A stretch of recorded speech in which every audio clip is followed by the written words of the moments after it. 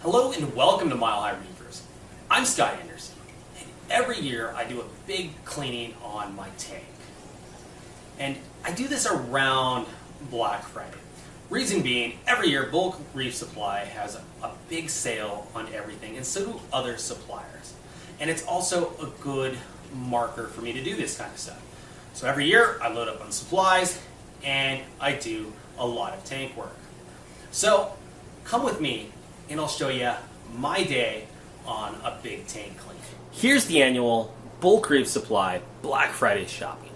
And I'm slightly disappointed because by the time I got around to purchasing my stuff, they were sold out of the T5 lights I wanted to buy. So this year all I got was the bare essentials. But it's all really important stuff, and this is the stuff that I use to keep my tank looking good. So on the left are the sediment filter and carbon filter from my RODI system, and I have more DI downstairs that I'll be adding to the system. In the middle is granular ferric oxide. This will keep down phosphates. On the right are the Bulk Reef Supply Biopellets, and these guys I feel are one of the most important things I add to my tank. So I put them in my biopellet reactor, and these help keep down nitrates and to a lesser extent phosphates. In the front are the new plastic scrapers for my Tunzi glass scraper, and while it's not essential to replace them, the new ones work a lot better, and let's face it, these guys are $7, and I plan on doing more fragging, so I got some frag plugs. So next, let's head down to the basement, and I'll show you all the stuff I do when I do a major clean on the tank. The very first thing I need to do is change out all the cartridges and RODI on my RODI system. That way when I make more water, it's all nice and clean and new and lovely. So I've got a new carbon filter, new sediment filter, and behind that is some more RODI. You can see my stuff's all brown and old and needs redone, and I really should have done that a long time ago. So all I have to do is replace the media in each one of these, and it's as easy as unscrewing each of these and putting the new media in. So sediment filter, carbon filter, RODI.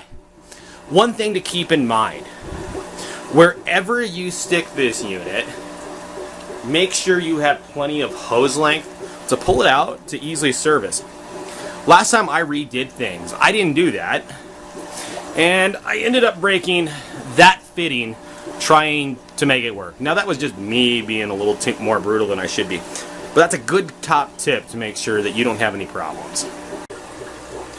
I've repaired all the leaks, I've checked my TDS out, and we're at 0. So everything looks like it's good to go on this. And now I've got clean RODI water being made. So the next thing I got to do is change out the media on my biopellet reactor. So all that requires me to do is shut this valve off here. That stops going into the biopellet reactor. And then I've got to take this top off and put new biopellets in. The biopellets keep my nitrates and phosphates low. They're little bacteria that live on the biopellets. They eat nitrates and to a lesser extent phosphates, and as they get tumbled on the biopellets, they're knocked off and skimmed off by my protein skimmer. Therefore, literally pulling out nitrates and to a lesser extent phosphates from my system. So for biopellets, I'm using the Bulk Reef Supply BRS biopellets. And I've used several different types of biopellets. I've had great luck with all of them, and I haven't seen much difference. Now, I've pre-soaked these biopellets in RODI water. When you put dry ones in, they tend to blow around and blow up and float more than you'd like. So I pre-soaked these for 5 days, mainly just because from the time I got the biopellets to the time I'm doing the service has been 5 days. Really, 2 to 3 days will get you where you want to be. I've got the top off the reactor, and now I'm just going to clean out the reactor itself and put it all back together. So I've wiped down the inside of the biopellet reactor. I've added a full liter of biopellets, and that may sound like a lot to a lot of you, but for me, I've got a big system, I've got a lot of water going through, here I've got a lot of livestock, and I've got a huge reactor, so I can easily handle a liter of biopellets. So all I have left to do is turn the valve, turn it back on, and it'll refill itself, and it'll be running. So there we go. There's the biopellet reactor running with an extra liter of biopellets in there. So now I'm going to clean my skimmer. And I'm going to clean the cup, the neck, the air inlet, and the outside of the bottom. This AquaSea EV1000 is my most important piece of filtration equipment. It's very important that I keep this thing running right and tuned correctly. This pulls all the nasties out of the water. So undigested fish food, fish poo, and any other nasties in the water will literally get pulled out of the system by the protein skimmer. Therefore, nothing else has to get rid of it. It's physically removed for the system. It also works hand in hand with the biopellet system. I've got the skimmer tidied up. Now, I've just got to tune it. And I've made a whole separate video on that, so I'm not going to show you that. But with my system, every time I turn one of those valves, it affects the tune on the skimmer. So every time I mess with it, I have to tune it. So now I got to do my calcium reactor. So I'm putting a new bottle on because I was really low on carbon dioxide. And I'm going to take all of this media out, rinse it. You can see it's pretty dirty now. Just gonna get the debris out of it.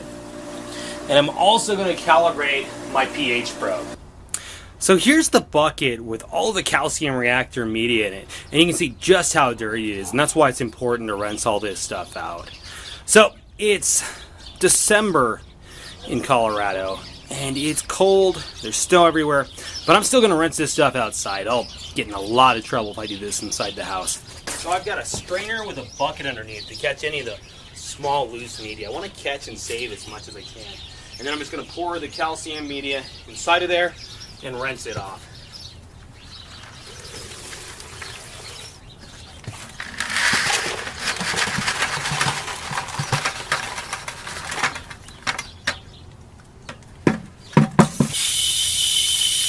So the other thing I want to rinse out is the reactor itself and the foam sponge at the bottom.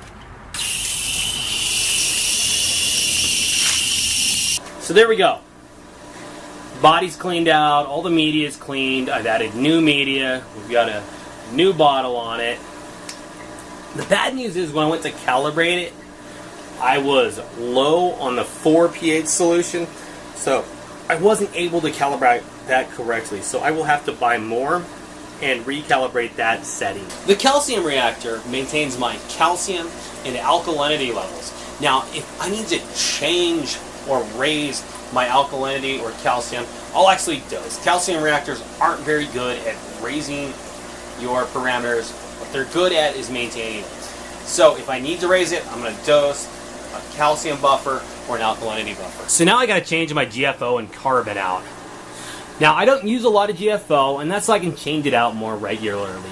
It's supposed to last a long time, but what I found with these bulk Reef supply reactors is the pads underneath kind of clog up over time, so you lose the flow on it. So unless you're real diligent about watching it and adjusting the flow, you lose the tumble, the GFO sticks together, and then it's not very effective. So I just don't run very much, and I change it out monthly. The carbon, I use quite a lot of it, and I change it monthly just because it doesn't last very long. So I've changed out the carbon and the GFO. The GFO is going to keep the phosphates out of the water. The carbon is going to take any chemicals out of the water, and it's going to get rid of all of that yellowing. It's going to get rid of any sort of bad smell that may be coming off the water. So here's the frag tanks. And you can see they got lots of cyanobacteria, and they're nasty. And a lot of that has to do with the lighting. And a lot of that has to do with the fact that these tanks were sitting for about 2 years with just tops on them and lots of nutrient buildup and stuff. So I'm slowly getting these things to where they're ready. And to be honest, the cyano growth has really dropped off. I've also got my yellow tang in here now, as he's been banished from the tank upstairs, and he's part of the cleanup crew. So I don't usually do water changes just for the sake of doing water changes. I do it to accomplish something. It doesn't really work, in my opinion, as a way to eliminate nutrients, but it works great as a way to get rid of detritus. So what I'm going to do is I'm going to take all of the coral out of here, put it in the tank above me, and then I'm going to add the water, scrub the bottom of the tank down, and get this thing nice and clean. So I've set my system up to make water changes super easy. So I've got 30 gallons of water already mixed up. So all I have to do is throw this hose in here.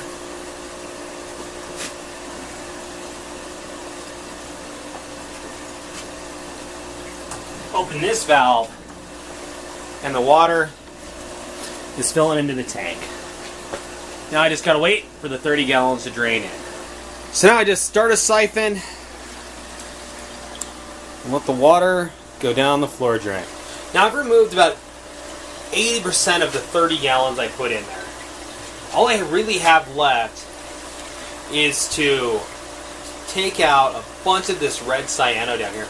And this is my refugium, and it's a complete mess. So when I finally get my top tank's work figured out, then I'll start getting these cleaned up. Okay, so now that the water change is finishing up, I gotta mix up more salt water so I have water for the next one. So as you can see, all that work we did downstairs really kind of made the top tank look nasty. But it'll all clear up, it'll be fine. So what I really have left to do is to take the Tunzi Care Magnet to the glass. So to clean the glass, I'm using the Tunzi Care Magnet. I've had this thing like a year, and I love it. And if you saw at the beginning of the video, I bought new heads for it. They're on. The thing that disappointed me is it doesn't come with the new plastic piece to hold the stainless steel blade in. Now this kind of wears out over time as you take the stainless steel blade on and off. So my solution is I ordered a new head with the blue piece and a stainless steel blade. And this is actually going to be a lot better because it's kind of a pain to put that blade in the way it works. So now I'm just going to be able to switch the whole head itself with the blade in and out, as I don't want to leave the blade in the tank. Even though it's stainless steel, it will still rust over time. But anyways, I'm going to get to cleaning my glass. Okay, so now the inside of the glass is clean. I need to clean the outside. And I'm going to call it a day. It's already gotten dark outside. I've been working at this for 6 or 7 hours today. So the good news is I've gotten a long way. The bad news is I've still got a long ways to go. I still haven't soaked my pumps in vinegar. I still haven't done a few things. I haven't touched my quarantine tank yet. So that's going to happen at a later date. Also to come, I ordered some T5 lights. So I'll be adding T5 lights to this tank and to the downstairs frag tank. That'll also help with some of that algae issue I have downstairs on the frag tank. So those projects are to come. So if you want to see them, hit that subscribe button. I'll definitely make videos when those come in. And if you like what I do, I really appreciate the likes. Thanks for watching this episode of Mile High Reefers, and I'll see you on the next one.